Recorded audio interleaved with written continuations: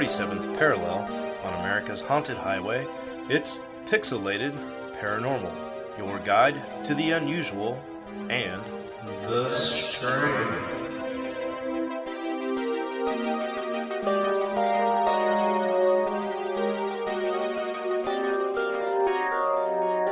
What's up, everybody? Welcome back to Pixelated Paranormal, episode 199.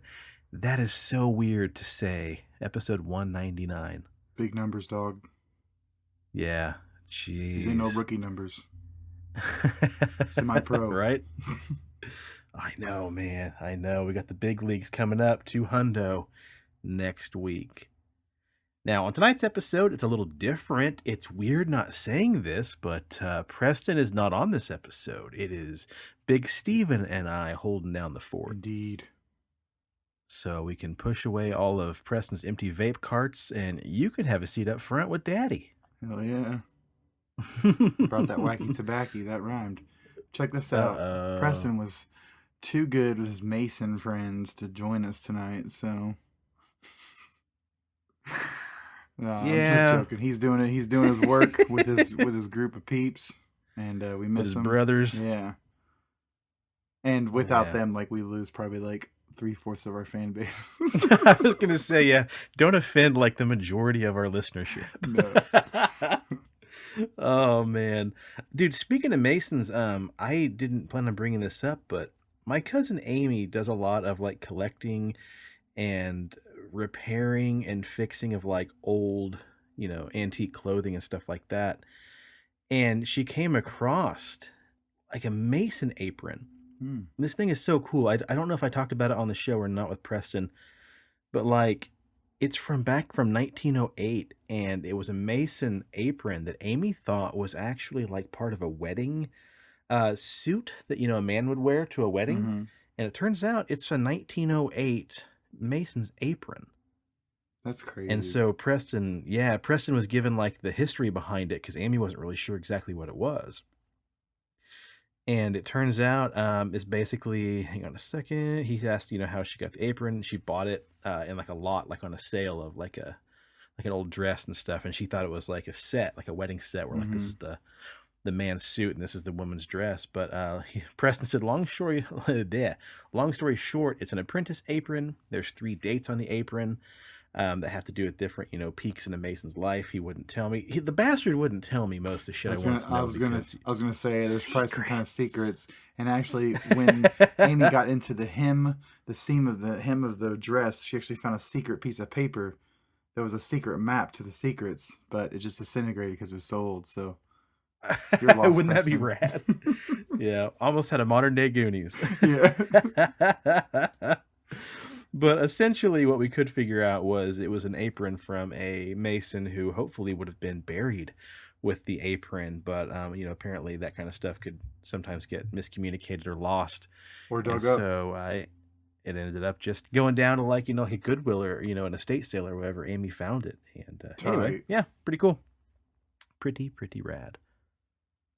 Well, I didn't have any news prepared for tonight, but you saved the day, and apparently you had a fair bit, so let's not waste any time. Let's jump into it. Let's go. So these are like just 3 random things. So, as we all know, we all love our technology. It's a great thing. It's a terrible thing. Sometimes it's in the middle. But one thing a lot of people love is cats. I love my cat. True. You love your cat. Shayla doesn't love your cat. No, she did bring him home, and I am quick to remind her when he's being a bastard. You brought him home. Yep. So I thought this was pretty sweet. In Tokyo, they have an awesome, huge, massive billboard. This thing is huge, and it's. Let's see. Okay, I'll just read it. On a 1,666, the mark of the beast, square foot curved LED screen in Tokyo's Shinjuku district, a gigantic cat looms over the crowd near a busy railway station, part of an experiment in digital signage. The scale of the feline is startling. Finally, a pet cat worthy of Godzilla. And there's a YouTube video out there. Just look up giant 3D cat Tokyo. And this cat, it's a calico cat, and it's so huge. It literally looks like if Godzilla was standing there, what a cat would look like to us as humans. Like it's massive. And this Huh. curved LED screen is perfect for these skyscrapers, but it's also terrifying because it looks so realistic. This cat Yeah. looks massive. Oh my god. Isn't that awesome? It does. Isn't that cool? I just YouTube giant 3D cat Tokyo, Yeah. and There it is. yeah, I muted it for once in 199 episodes, so you guys wouldn't have to hear this stupid ads for Sea Cuisine. Yeah, But isn't that that's crazy? wicked, Like dude. the animation and the way it Yeah. like looks 3D with like the cupboard. It's so or the little cubby hole. Yeah, it's like a giant cubbyhole, like a Yeah. shelf. Look at it sleeping. It fell off. That's so cool. It's like sleeping and it falls off. It gets all startled. Yeah, it's so cool. Yeah, it's like, oh gosh, it's like on a third story of this building. Mm-hmm. Oh god, it might even be higher than 3 stories. That's huge, dude. Yeah, it's really cool. This is yeah, hell yeah, that's rad. Sweet. So check that shit out. And if there's one thing on Pixelated Paranormal that none of us care for, I mean, I can almost speak for all three of us. We do not care for the Flat Earth Society. Oh, you're right. If you are a flat earther and you listen to this show, please seek medical attention. Please email us and tell us why. Yeah, that'd be cool. We're not saying you're wrong. We're just asking you to Yeah. convince us. So, a place that I want to visit so bad is Scotland. A strange shop in Scotland that served as the country's veritable headquarters for the Flat Earth movement has mysteriously closed its doors. The odd facility, for lack of a better term, was located along a commercial street in the city of Inverness and opened to a considerable fanfare back in February of 2018. It lasted that fucking long? Wow. That's sad that mom and pop stores around here can't stay open. They have like really genuine, cool ideas, and this thing lasted that Right. long. At the time, it was described as a proverbial pop-up shop meant to serve as a temporary enticement for people to learn more about the controversial conspiracy theory. However, according to a local media report, the site wound up sticking around for the next 3 years, despite seemingly not being an actual business, and became something of a neighborhood fixture until earlier this month. Blah, blah, blah. Basically, they would hand out flyers, this and this and this. But the thing that I thought was pretty funny is like another individual who lives near the location revealed that everyone was always intrigued as to who could be paying rent for the premises, as it certainly couldn't have been cheap. Although this person observed that up until 2 weeks ago, it seemed like the business as usual in the shop. The nature established as well as how exactly it managed to stay open for so long remains a mystery. To that end, the resident providing something of a glimpse as to what went on behind the doors of the store, saying that they had like couches inside and games like chess, and they had a lot of gatherings. Okay, first off, chess is an easy but complex game to play. Right. I can't picture like any flat earther being a whiz at chess. Oh, I don't know. sad trombone. Yeah, this is just a funny article. So, if you were planning your 2021 vacation, maybe even 2023, to go to Scotland and visit the Flat Earth Society building, well, it's not going to be there. And it's pretty cool because Apparently it fell off the face of the earth. on the front of this door, or the shop, it has this like homemade sign that says, "Humanity is not a virus." Talk about that next episode. Right. This is crazy. I'm not going to tell you where this happened. I want you to guess, okay?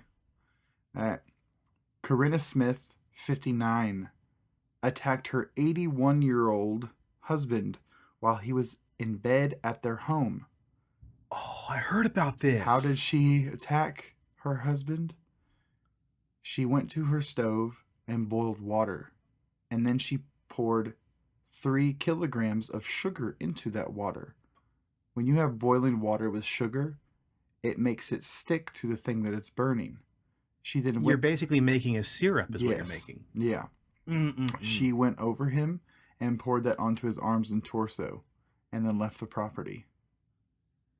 And then a neighbor contacted police and the ambulance arrived after she told him, "I've hurt him really bad. I think I've killed him." Yeah. So, why did she do this? because her daughter and her daughter came to her and said that when they were younger, that father had been abusing them, her and her brother, for years while they were younger, and she snapped. Yeah. She basically she was charged with murder. She gets out in 15 years, the maximum sentence. Yeah. Well, damn, I just gave you a hint. Shit. Anyways, like that sounds like something that would happen here, right, in America, right? Right. Yeah. Exactly. Where do you think this happened at? It happened in England, right? Yeah, dude. Isn't that crazy? That sounds like an American killing. You know what I mean? Yeah, I was reading because he died later in the hospital. Yeah, like, he wasn't murdered at the house, but he succumbed. Yeah, it was like 38% of his 38 or 39% of his body was consumed in burns, like the worst burns you can have. So you ain't coming back from that, man.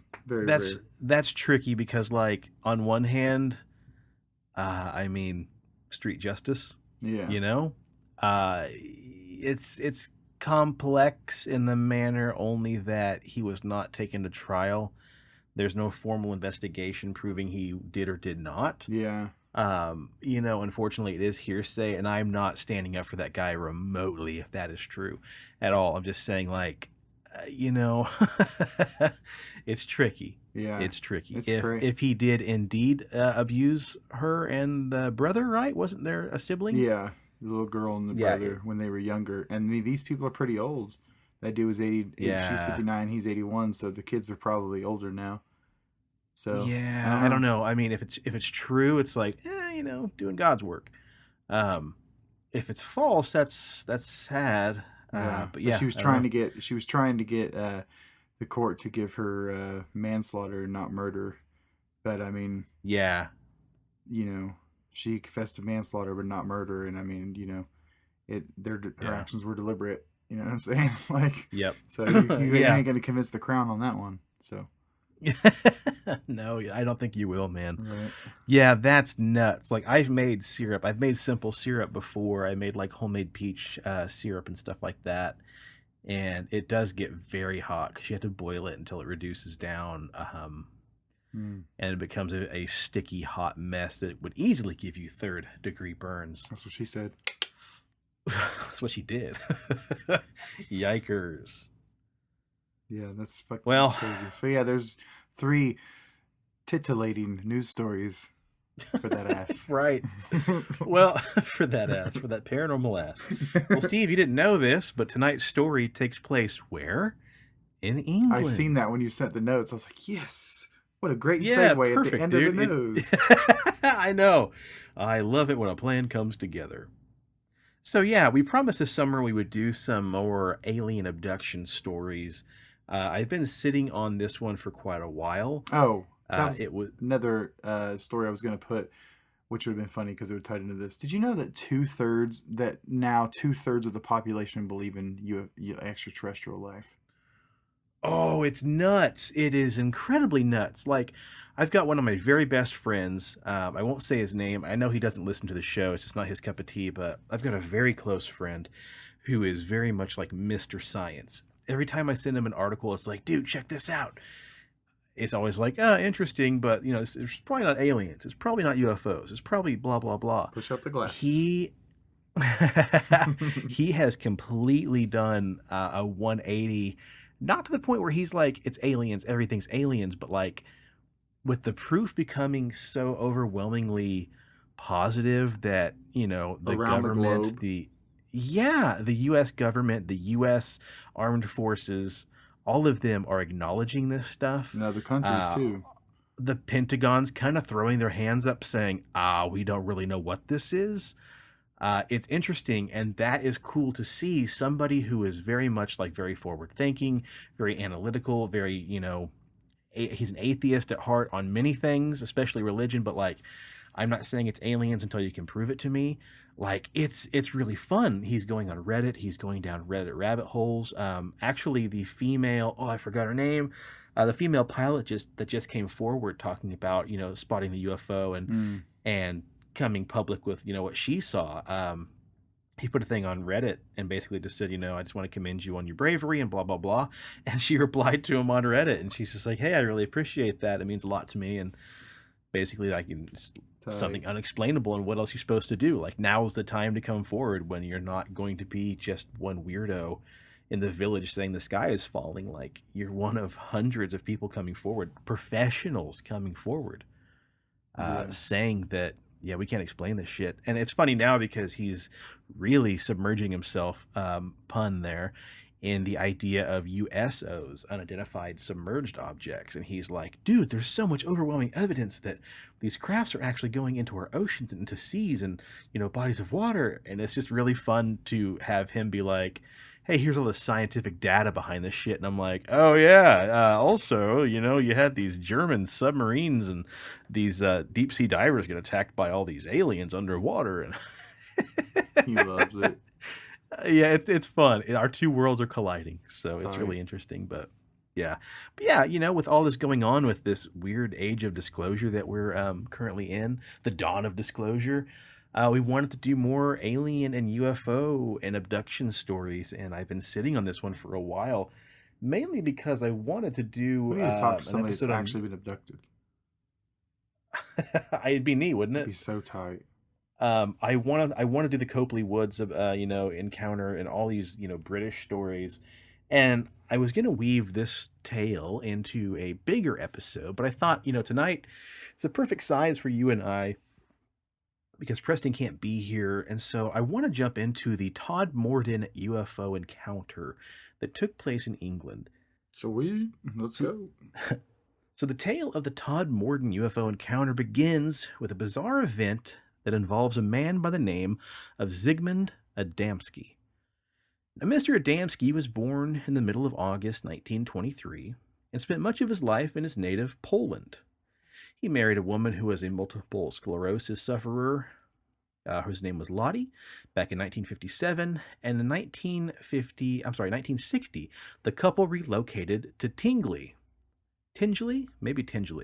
a small town near Wakefield in Yorkshire, England. Now, over the course of the next 20 or so years, they established themselves as just another boring, average married couple. They did the average kind of stuff you do in your neighborhood, said hi to the neighbors, took the trash out on time, and by all other accounts, were just a normal, average couple. They were friendly and unassuming, and by all accounts, got along with everybody. So that's what makes the disappearance of Zygmunt very peculiar. On June 6, 1980, at 3:30 p.m., Zygmunt Adamski took off on his way on a short walk to the local shops in order to buy some groceries. It was just another average day. Adamski set off, waved at his neighbor, the neighbor greeted him, and then he headed down the street. This would be the last time anybody saw Zygmunt alive.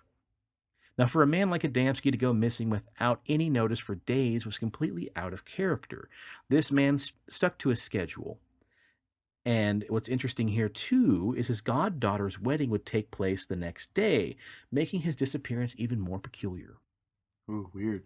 Yeah, exactly. Yeah, the whole family is excited about this wedding. He himself is involved. He can't wait for it, and he just disappears. 5 days after he vanishes, and 20 miles away in the town of Todmorden, Adamski's family and friends' worst fears were realized when his body would go on to be discovered at a coal yard. Trevor Parker, the son of the Tomlin coal yard, discovered Zygmunt Adamski's deceased body at 3:45 p.m.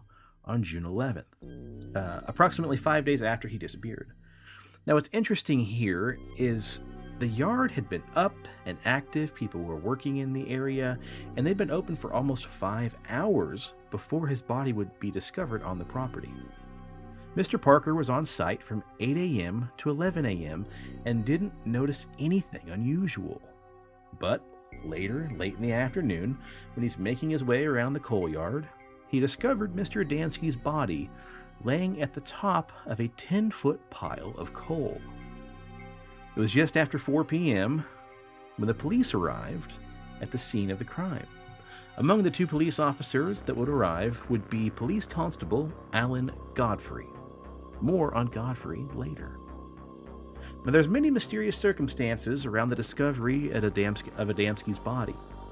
One is that he was a real sharp dresser. The guy liked to wear, suit pants, a dress shirt, a vest, a jacket. The man was basically everything ZZ Top sang about. Cool Well, when he set off... right? Doesn't know what he's gonna do. So, when he set off 5 days earlier, he was wearing just that. His suit, his vest, his shirt, his shoes, his dress pants. I mean, he's dressed to the nines, like he dressed every single day. Well, when his body was discovered, he was still wearing the suit, but it was very, very disheveled. His jacket was on, but improperly fastened, like the buttons were all mismatched. While he was wearing a vest underneath the jacket, his dress shirt was never discovered, as well as his wallet and watch, which were both missing.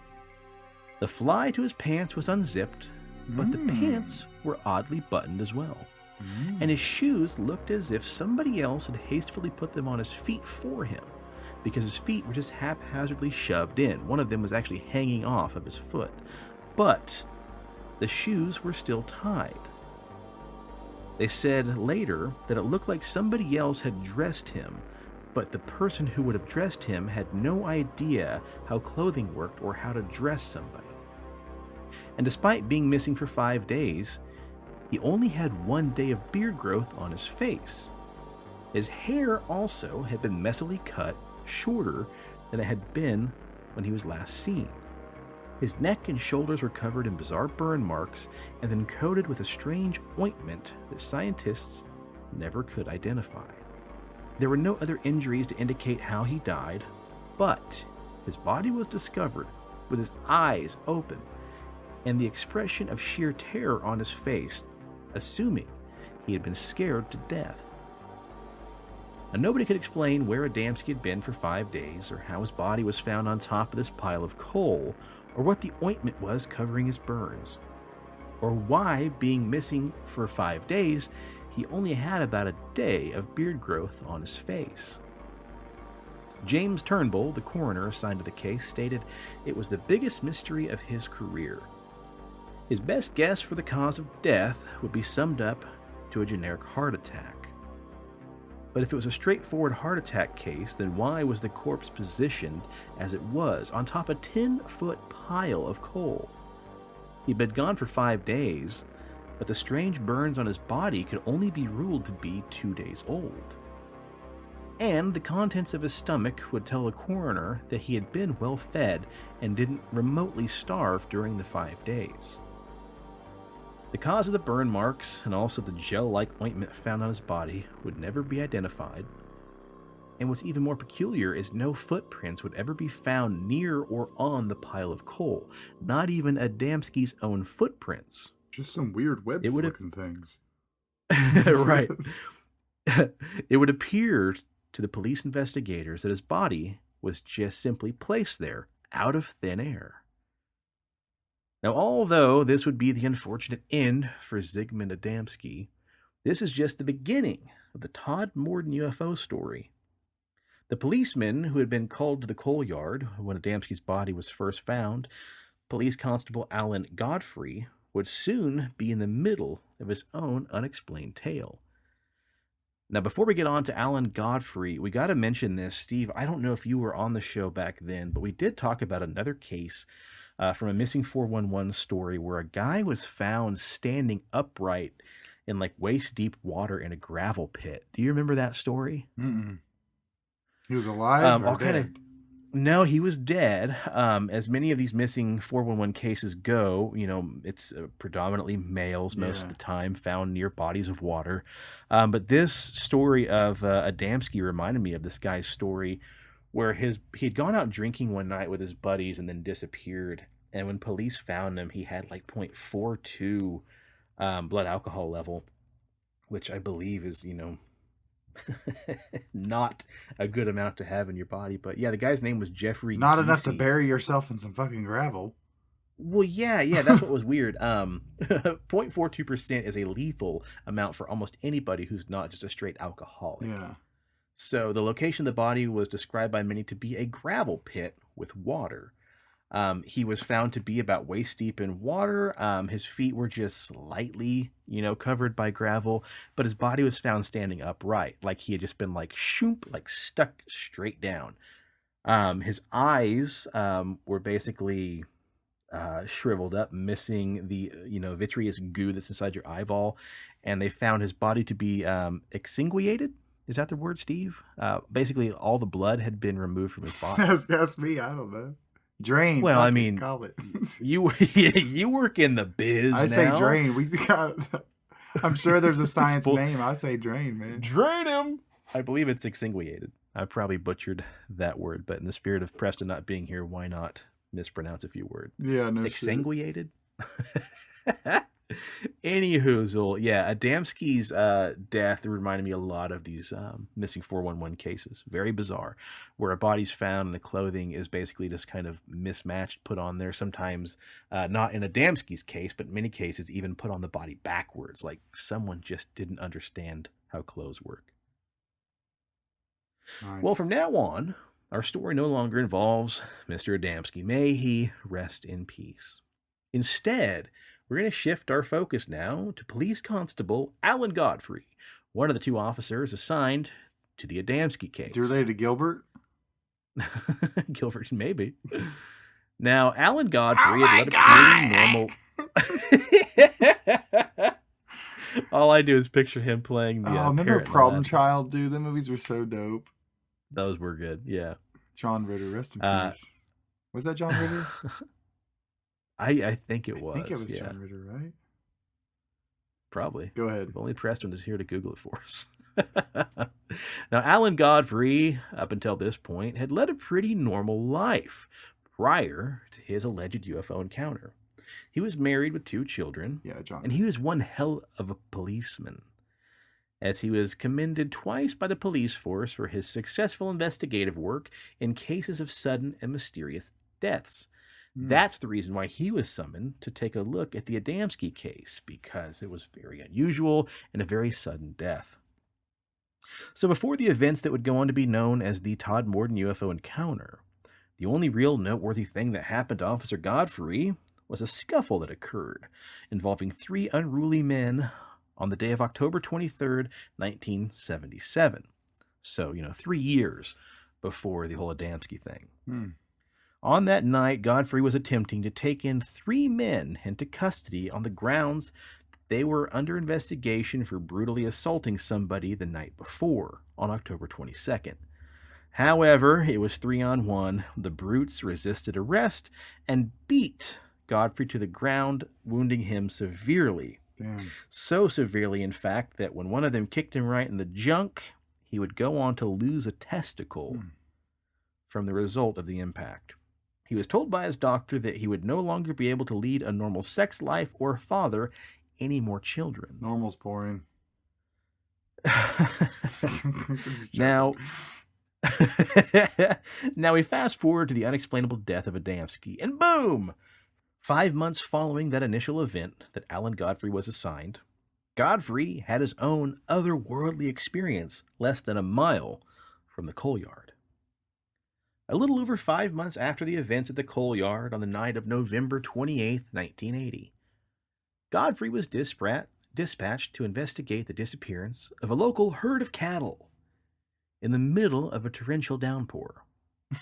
Now, locals had reported the disappearance of this group of cattle. It reminds me of a Hot Fuzz. Yeah. You want me to find a goose? Yeah, exactly. Now, locals had reported the disappearance of this herd of cattle before. It seemed tonight, though, this herd had vanished without leaving any trace on the ground. It was not a one-off incident, though, because they had been reported to be disappeared and reappeared a number of times. Now, 5 a.m. comes the next morning on November 29th with no sign of the marauding group of cattle, and Police Constable Godfrey headed into Todmorden to the town center for one last sweep before going back and clocking out. Now, he passed a bus station, seeing several, workers shuttling in, going off to work, and he saw no sign of trouble there. So he decides to go for one more look in the countryside for those bloody cows. Godfrey passes another Bobby, a.k.a. police officer, who was on foot patrol, pulled over, offered to give the man a lift, and his fellow Bobby declined the ride. If only I had a mobile phone on me at the time, so I could record what I saw, it would have been a lot easier than 40 years of trying to explain it. I thought it was a bus at first, but I remembered I'd already passed the early morning service, and as I got near, it was very clearly looked nothing like a bus. It was completely blocking the main road, a huge metal object hanging in the air about 5 feet off of the ground. It was diamond-shaped, about 20 feet wide and 14 foot high. I'm great with measurements. With what appeared to be dark paneling across the upper top third. My headlights were shining off the side, and if I had gone out of my car and thrown a brick at it, it would have gone bang. The whole bottom half was spinning in an anti-clockwise direction, which was kicking up leaves and dirt beneath it. I just sat there in awe, staring at it. Next, my training in 5 years in the force kicked in. I put on my blue flashing lights, flipped on the hazards, and attempted to radio to the control room. That's when my training in 5 years in the force. I'm pretty sure anybody would do that. First off, I wouldn't throw a brick at it. I would. I'd chuck bricks at it and shotgun. But he's like, my 5 years on the force. Dude, I'm pretty sure a rookie of 2 days would have done the exact same thing you did. Well, I mean, yeah, but you've got that other case. I forgot who it was, but that guy that went to check on the house, that he's keeping an eye on, and those weird, horny toad looking aliens were there, and that goober kept tripping, falling down. He lost his flashlight. I think he dropped his gun. True. Well, there's a picture there of him drawing the ship that he reported seeing, and it almost looks like a short, squished down hot air balloon. Yeah. The top was kind of domed, yeah. Well, both Godfrey's personal and in-car radio sets wouldn't establish contact, so he pulled out a sketch pad and a pencil, a common practice for officers who were used to responding in traffic collisions at the time. And he started to sketch what it was he saw. But as he drew the remarkable object, a brilliant white light suddenly flashed, blinding him in an instant. And as the flash gradually subsided, he realized he was no longer sitting there drawing the object, but instead he was back in his car, driving the other way, back down Burnley Road. Skirt! That's crazy. I was about 100 yards on the other side where the thing had been hovering. There was a strange, tickly, electric feeling about the place. I turned around and went back to the spot the object was hovering. The road surface beneath it was bone dry. Everything else was glistening from the earlier downpour. In the dry patch, leaves, twigs, and small branches lay in a swirled pattern. So yeah, that's kind of common in some of these cases too, where a craft is sitting in some kind of rain or downpour. Crop circles, dog. Right, I was going to say, in crop circles too, yeah, the ground is just completely dry underneath it. Upon returning to the station, Godfrey also noticed there was approximately 30 to 35 minutes of missing time, which he couldn't account for. While he claims his trip down Burnley Road should have only taken him about 15 minutes, he had been gone for approximately 45 to 50 minutes. So, he reported what happened to his superiors. The next night, Godfrey's wife was awakened by the strange noise outside the house while the two of them were in bed together. Now, despite her best efforts, she was unable to wake Godfrey. The next morning when they woke up... He's drunk as shit from dealing with the shit that happened to him. Missing time, right? Saw this craft, he doesn't know what the hell, what's real, what's not. The next morning when they woke up, they had sex for the first time since he was beaten back in 1977. An act which resulted in the pregnancy of his wife, something doctors said wasn't possible. And the next day, he noticed other things that were peculiar That wasn't about Godfrey. him as well. That was that alien beating on that window. Skeet, skir. The next day, he Come also for your noticed daughter, several Chuck. things that were...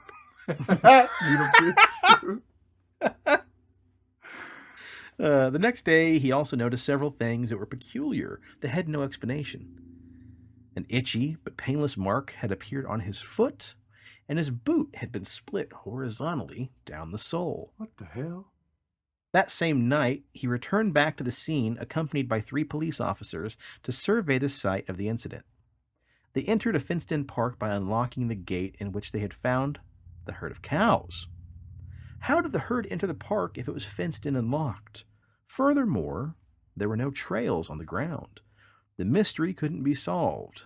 Was this associated with the UFO they had seen previously? Now, soon after, Police Constable Gordon tracked Godfrey, Batman.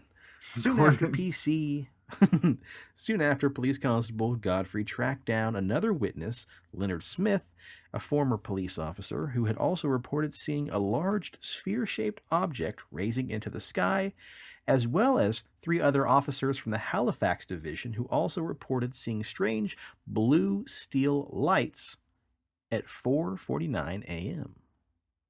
So with what the hell happened, Godfrey decided to go have a few sessions of hypnosis, just in case something else may have happened that evening. Professor Robert Blair and Dr. Joseph Jaffe were both experts in the field and treated Godfrey on 3 separate occasions with their practices located in Manchester. He met Dr. Jaffe for 2 sessions, both of which were filmed. During one of the sessions, Godfrey recalled what happened before he awoke, driving his car away from the object just after sketching the craft.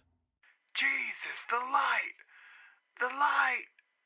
I'd been blinded. He claimed that the UFO had stopped his car engine, filled his radio with static, and then blinded him with an intensely bright beam which caused him to lose consciousness. His next supposed memory was being inside of a room that looked very much like that of a regular house. I was outside my car, and now there's like a man with a beard. A bearded man. A human man. He almost looks biblical. He's making me float. Oh God, I'm floating up to this craft, and now there's a bunch of tiny little creatures. They look funny. They're taking me to a room. There was a large black dog in the room, and a heavily bearded man assisted by several small, robotic-like creatures with heads that were shaped like light bulbs. The bearded man, dressed in biblical clothes, communicated with Godfrey telepathically, revealing his name to be Joseph, and that Godfrey already knew him, and Joseph promised him again he would have a later encounter. The person had a pleasant appearance and was about 6 feet tall. He had a beard and wore a white gown. Godfrey was asked through telepathy to lie down on the examination table. Once on the bed, 8 short beings, about 3 feet tall, with light bulb-shaped heads and large black eyes, approached the examination table. Tight. It's like Willow. This motorcycle. I know. He says the strange bearded man commanded the robotic-like gray creatures to operate on him and conduct various tests on Godfrey's body. Godfrey never got around to finding out how the abduction ended, though, as the hypnosis sessions were stopped after 2 because of how much stress he had experienced. An important detail he did remember, though, was having his left foot examined and being wired to some strange machines. Also, he was able to back up his testimony under hypnosis by the fact that on the night of the incident, and when returning to the police station, he noticed his boot was torn, and he had a strange mark on his foot. Godfrey was told that his condition had somehow been reversed during a doctor's visit, and the damage from the beating from 1977 was now reversed, and maintains the belief that the visitors that night that he encountered on November 28, 1980, served some kind of positive function in his life, possibly fixing the sterilization. No, the old switcheroo. Now, Godfrey would go on to do many interviews with books and magazines. He would be interviewed on television. It was really what they consider to be England's first major abduction case. He really just wanted to get on TV to talk about his nuts.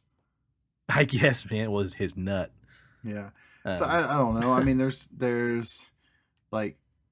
other people that have had children. I know a dude that only has 1 testicle due to a kick in the groin when he was younger, and they told him that it'd be hard for him to have kids. Well, he's got a little boy. So I mean, it's not impossible. You know what I'm saying? Yeah, so, exactly. I mean, you only need 1. Yeah. Here's a biology lesson, folks.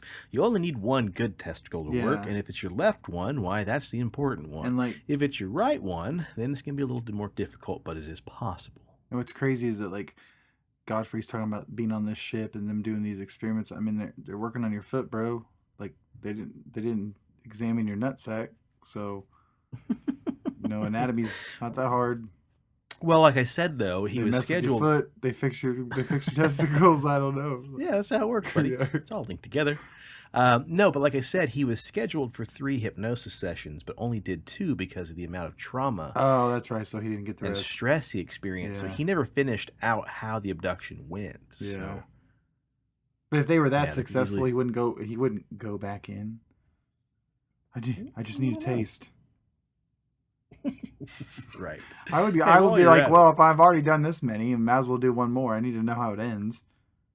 Right. I know. I mean, hell. But what can you do? Right. But that is the story of the Todmorden abduction or Todmorden UFO encounter. Nice. Yes, sir. Cool. Well, we want to say, guys, thank you so much for all the stories you've sent in for our next Oh my episode. We've gosh. already amassed quite a few. We got more coming. And if you want to send in your own personal paranormal story, something that happened to you as a kid, something that happened to your parents, a weird light you saw in the sky, something you thought was a bus and ended up being a UFO, please email us at pixelatedparanormal@gmail.com, or you can actually send in your own recording on our voice mail. Let me get that for you real quick. I should have had it up already. The Google Voice number is 913-662-3144. And I think you can leave up to a 3-minute long recording. But the best Cool. way All to right. do that is majority of everybody that's listening to this has an Android or an iPhone. Both of them Mhm. have stock built into their OSs, a sound recorder. Pop it up, hit the record button, save it, send it in an email or through a messenger. It works great. It's awesome. That'd be perfect. That'd be perfect because we can take that, slap in the MP3 into the recording, and just let you tell your own story. Yeah, and if you don't like the sound of your voice, we can put a voice modulator on it too, because we're fancy like that. We pull all the stops here at Pixelated Paranormal. We're at 200 episodes. That's true. We've doubled our budget from where it was when we started. Sure. Oh, awesome. All right. Well, let's plug some stuff and get out of here, buddy. Cool. Check us out on Facebook, Pixelated Paranormal Podcast. Check us out on the Instagram, PXL Paranormal, where you get the visual guides and all the other cool graphics that Shawn does and just other random stuff here and there. Go look at our photo shoot photos. They're fun. We had a blast doing them. And Oh, yeah, man. shout out to our buddy at what's his good name that 20th Street Photography. 20th Street Photography. Yes, sir. He did a phenomenal job with us, and check out his work and book a awesome photo shoot with him soon on his land because it's beautiful. And they have that Yeah, it rescue really dog was. stuff too. What's that called? Do you remember the name of that? I do not. Well, we'll get the name of that soon for you. And here we go, guys. The name of that will be Heartstrings Animal Advocates. Go to their page. I'm pretty sure he lists them on their page too. But they have a lot of animals that they foster to try to find forever homes, and them dogs are very well taken care of and very loving. So Yeah, most definitely, man. And if you don't, that's fine, because Isaac will continue to just amass a giant collection of dogs. yeah, and he loves he loves them dogs, and he's got a lot of land for them Yeah. to run on. So Oh, yeah. Yeah, definitely, man. Definitely a great foster family for these doggos. So cool. All right. And you know what? Preston's not here, and I am never prepared for this, so I'll just do my own. If you have a beard, if you know a beard, if you want to grow a beard, please check out our buddy Big Dobbs over at BigDobbsBeardBalm.com. Use promo code PXLPARA for 20% off anything and everything you order. Check out very delicious scents like Classic, Fresh, Dundee Cedar, Sweet Tobacco, and more. mint, bro, that's my favorite. Mint's the shit. Yeah, mint is very good, very good. And then one day he will either make us the Sweet Tabasco or our very own Dapper Squatch. And also, hey, while we're at it, congrats to Congrats. Big Dobbs and Hillary. Yeah, they just tied the knot Boom. last week. So, yeah, sorry we couldn't be there, but we're very happy for you guys. That's fantastic. It's tight. Congratulations.